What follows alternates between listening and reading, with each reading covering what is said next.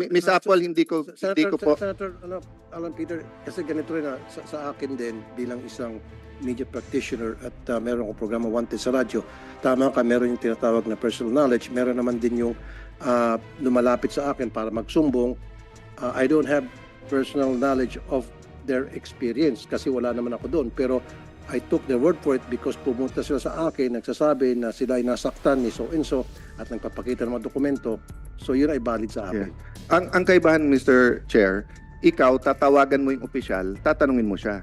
So kung alam mo, nagsumbong ako sa iyo, Sir Tulfo, mukhang kumikita na si El Mercato, hindi niya inuupuan. Tatawagan niyo po siya. Kung mukhang guilty, didiinan niyo po siya. Pag hindi, hindi. Eto po, meron na writings of a hatchet job, which by the way, Mr. Chair, that's what I want to go to. But I will tell Miss Apple nga na hindi ko minamaliit yung experience OFW malasakit mo.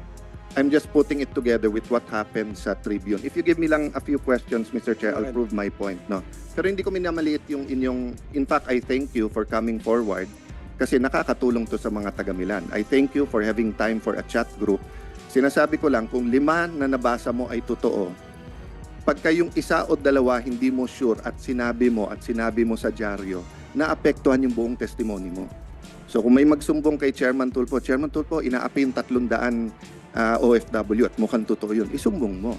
Sinabi, Mr. Chairman, kinunan ng tigpa 500 yung mga OFW, totoo yun, sumbong mo. Pero sinabi, Mr. Chairman, yung DFA Secretary, inupuan. Yung migrant workers, inupuan. Si ganito, inupuan. Tapos pag tinanong ka, paano mo alam inupuan? Sinabi lang po nila. Pero sinabi naman po nung iba, hinarap sila. Nadadamage yung testimony mo. Diba? So, but let me go to Mr. Hernandez. No? Mr. Hernandez, so when you made those articles about Mr. Cato, no?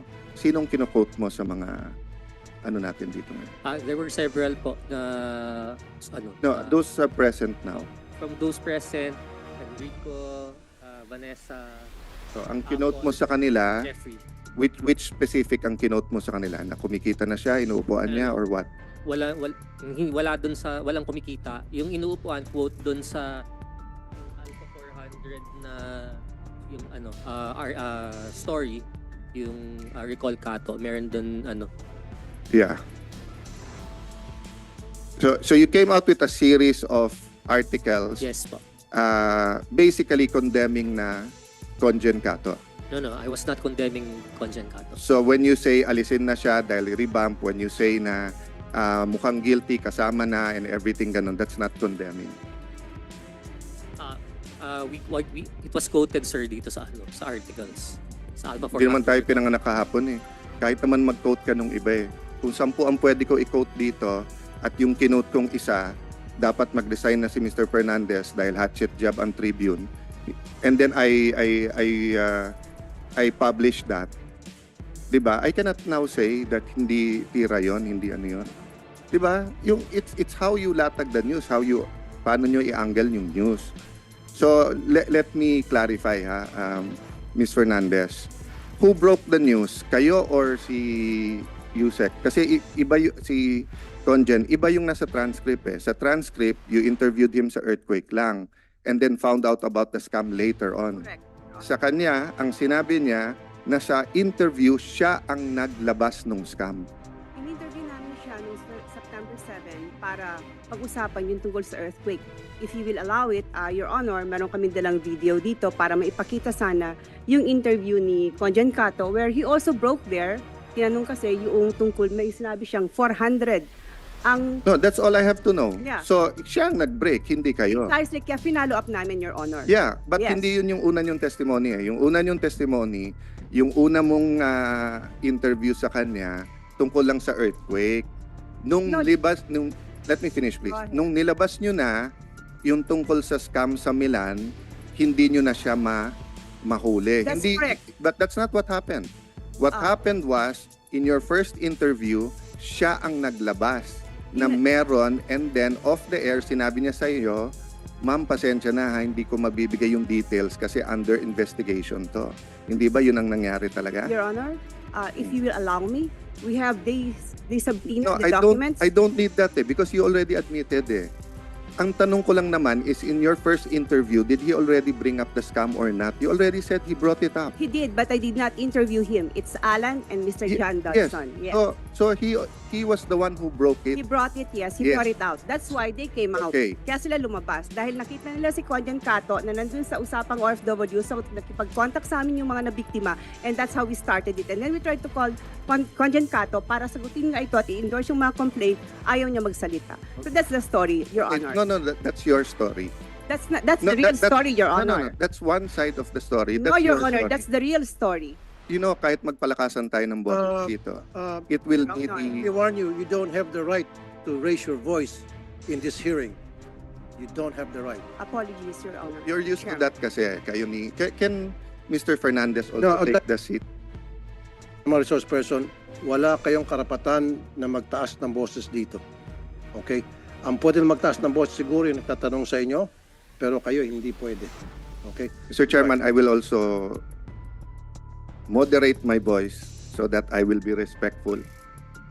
That's why I premise my question, my concern. If this was a PR demolition job, then dapat nag-react ang DFA. If this was a legitimate, dapat siya kinasuhan. And I already asked, they cleared him.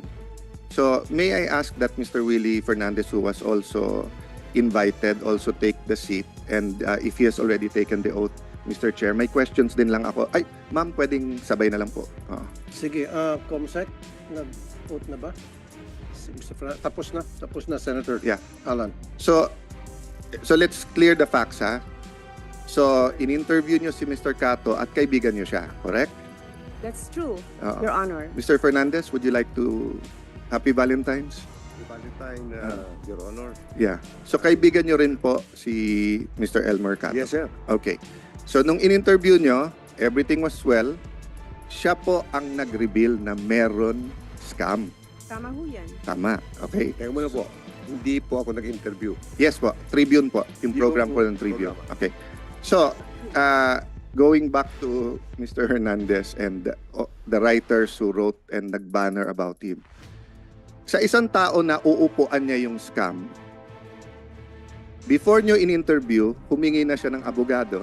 Nung interview nyo, siya nagsabi sa inyo na may scam eh. So mukha ba yung isang tao na inuupuan yung kaso? Your Honor, Opo. pinupuri ko nga po siya.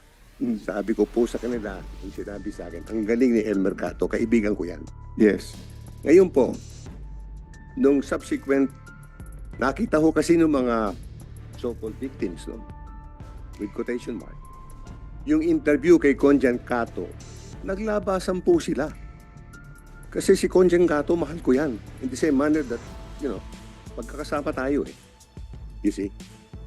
I really miss the good days, Your Honor. Di ba?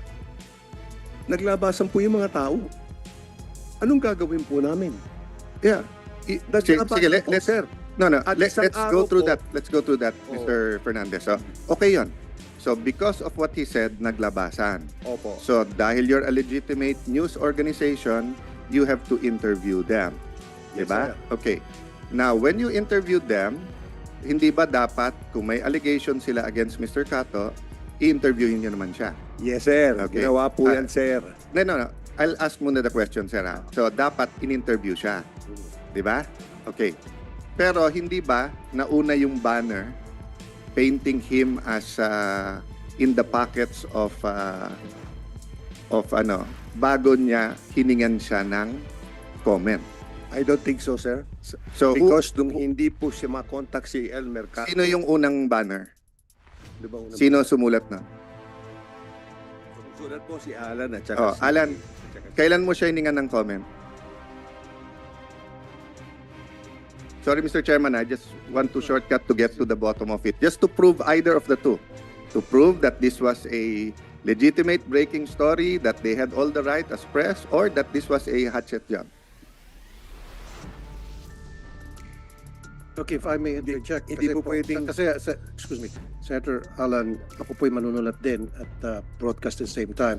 Tama kayo, bago kayo gumawa ng expose, dapat tinatawagan nyo muna yung gagawin nyo na excuse me sir, excuse me. Dapat tatawagan nyo muna yung gagawin nyo na expose para doon sa pagsusulat nyo nakabalas na at doon bahala na yung readers kung sinong paniniwalaan. Ang nangyari kasi, I myself have been a victim of that several times na in-expose muna tapos saka ako mag-react, kumalat na the damage has been done. So, sa lahat ng taga-media dito, kung may mga kapanood ng mga taga-media, dapat make it a practice na before you do an expose on somebody, make sure makuha niyo yung side ng gagawin niyo na expose para masabi niya yung side niya and then sabay niyo isusulat yon. Kasi ang nangyari, expose lang sa isang tao, todo ba na sa kanya and then get the side later, which is wrong. That's a wrong practice sa pagka-media. I've been in the media, I've been a media practitioner for 25 years and I always do that. Never kung banat ako ng banat tapos saka lulusog. Thank you for that, Mr. Chairman. And siguro, we can take judicial notice that that's part of the ethics talaga ng ating journalist, di ba?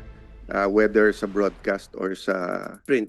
print, that yung pagbabalanse ng story, hindi pwedeng banat muna and then humingi ka after. Dapat sabay. Secondly, how you angle the story, of course, is up to you. Press freedom yan. But it could also be used, di ba, to send the wrong message kung PR ang gagawin natin. Di ba? But that's a second point. So, Mr. Alan Hernandez, let's clarify the facts before we go to your... Mr. Fernandez, tama ho ba kayo ang editor-in-chief? O presidente? Anong posisyon niyo ho sa Tribune ngayon? Ako po ang publisher. Ikaw ang publisher. Sige, I'll go back to that later on. Mm. Mr. Hernandez, so when did you break that first story?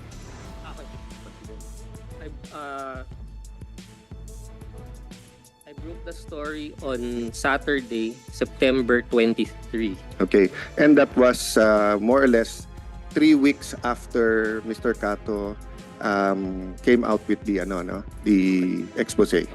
But Yeah. Answer my questions muna. That was about 3 weeks after yung interview sa kanya. 2 weeks, 3 weeks. Kailan ang interview mo? September 7. September 7. And you were aware of the September 7 interview. Yes, sir, because Yeah. I was the one who interviewed him. Yeah, with and you the- told him you're going to write about it, but you never wrote about it for 2 weeks, di ba? No, yes or no lang. I mean, madali lang to eh. Mr. Willie, personal knowledge to ni Alan, so please don't coach him. Yes, I was never. So after the interview, di ba, sinabihan mo si Mr. Cato na, sir, magandang storya to, susulat ko to. Di ba?